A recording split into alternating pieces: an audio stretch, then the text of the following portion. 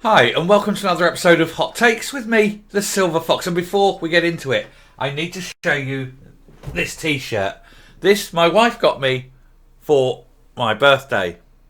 As you see, it's the logo of the channel and its address in YouTube. I'm not normally narcissistic. I wouldn't think of wearing a t-shirt with a picture of me on it. But I've decided now that this will be my Saturday t-shirt for when I'm recording on Saturdays. I just think it's truly excellent, and so thank you very much to my wife. Anyway, getting into the story that we're going to be looking at now is it's a disastrous day for the SNP when they're looking at the polls. It is April the 1st, but this is not an April Fool's joke. We do have one, which I may well put on at the back end of this video. But as soon as I saw it, I knew it had to be an April Fool's joke. But this one is deadly serious, and it's all to do with the polls. And there has been a poll taken, and it shows that were there an election now, the SNP would be out of power, and it would be a Labour Lib Dem coalition, with possibly even the Tories voting with them on a case-by-case basis as well. So it is the first test of his leadership, and he has been found wanting. So let's look at this and see what the poll results are showing. So first post-Yousaf poll shows the SNP on course to lose power to Labour Lib Dem coalition. This sensational new opinion poll shows the SNP and Greens could be well short of the 65 seats needed for a majority, allowing a pro-UK alliance to seize power and return Scotland to sanity. And it is possible, even then, that the member for Pollock could lose his seat, which would be ultimately the most embarrassing thing for him. He may want to shift his power base from Pollock and move constituency, of course, to Dundee, back to Dundee where he lives. But imagine the embarrassment Humza Yousaf would face if, as the leader and First Minister going into the election, he lost his seat overnight.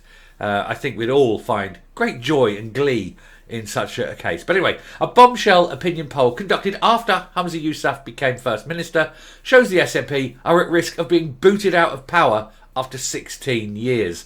The Savanta survey for the Scotsman is an utterly devastating blow for the Nats, as it shows the best results for Labour or any opposition party and the worst for the SNP since 2016, with Scotland now on course for a hung parliament. Translated into seats, the SNP would have just 46, with Labour nipping at their heels on 42. The Tories would have 24, and the Greens 10, and the Lib Dems 7. And even if the Greens and the SNP attempted to form another coalition, they would not have enough for a parliamentary majority. It is excellent news. It will force these politicians to actually enable sensible acts. When you have a party that does not have absolute power, then they have to rely on getting legislation through with the help of other parties. And it means that they have to compromise. And so the more extreme policies tend to get, edited from the bills. They get trimmed away. And so that you might get some sensible laws coming in, but you don't have these extreme madness laws coming in with them, simply to appease like a minor party or something like that in the coalition. And so it could be excellent news for Scotland, and especially anything that removes the SNP from the levers of power is going to be excellent news from Scotland. Anyway, as a result, Labour and the Lib Dems could return to the partnership that ran the Scottish Executive from 1999 to 2007, with support on an issue-by-issue basis from the Tories. And this is exactly how Alex Salmond managed his first term of office, when he governed relatively effectively for 4 years with 47 MSPs and support from Animal Goldie's Conservatives. And I will say that it's very odd. Did it actually mention, if I just go back up here, it didn't. It just says what the SNP, Tories, Greens and Lib Dems and Labour have. There's no indication whether Salmond's party, which I've been reliably informed, thank you Fiona, is pronounced Alaba, not Alba. But I was saying it from my...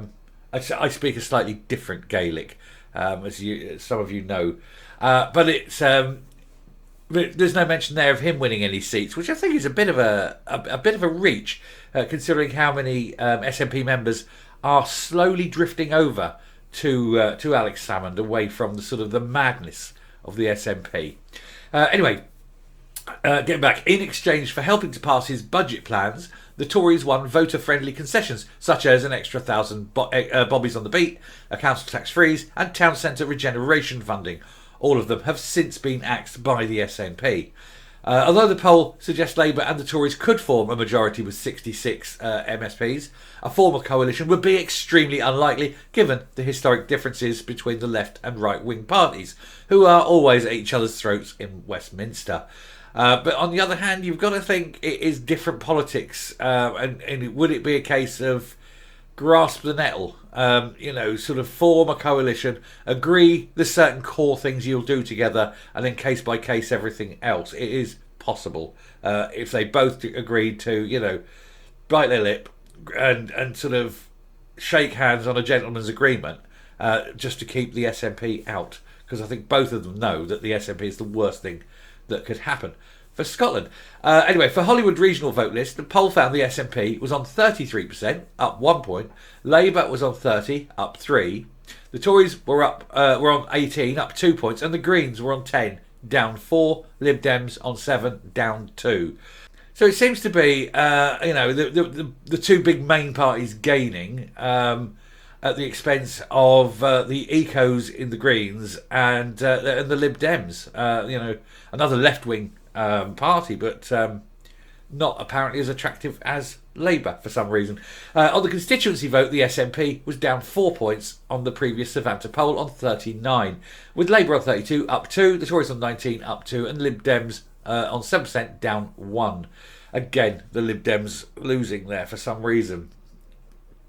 It just seems to be that people are sort of running home to mummy. They've had enough of the SNP, and they want to get something sorted, so they're going back to the big main parties to hopefully have some kind of regeneration. The survey was carried out between March 28th and 31st after Mr Yousaf was elected SNP leader and then First Minister, and during his disastrous first week in office. And we've all seen the videos. I've done a video on that, but we've all seen him on TV shouting down, getting very loud and frustrated and ranting on his first FMQs because he doesn't have the answers to the questions that he was asked. The picture at Westminster is just as bleak for the SNP, with the Nats on 39, Labour on 33, the Tories on 19 and the Lib Dems on 6. This would see the SNP left with a rump of 29 MPs and a host of big names losing their jobs, with Labour coming back strongly with 19 MPs, the Tories with 6 and the Lib Dems with 5. And responding to the poll on Twitter, the Conservatives MSP Murdo Fraser said, "Spicy." And yes, he's right. Anyway, I'm going to come up and we'll round off this video.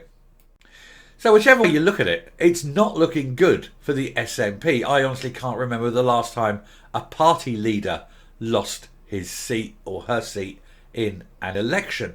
But it's one of those strange sort of throw-ups that, you normally, when a party has a victory like that, when you have a change of leader, you usually have this honeymoon period, this grace period, where the party actually rises in the polls. People are willing to give the new guy a chance. But I think what's happened here is people have seen who the new guy is. They know the new guy's record, and they're like, no, and they're rejecting the new guy. But in this case, we know why. The new guy is, he's an idiot. He has not achieved anything. Everything he's ever tried has been a complete failure. So what do you do? What do you do? That's what's happened. They've rejected him. The people have rejected him personally because it's gone down. Everything's gone down since he's taken over.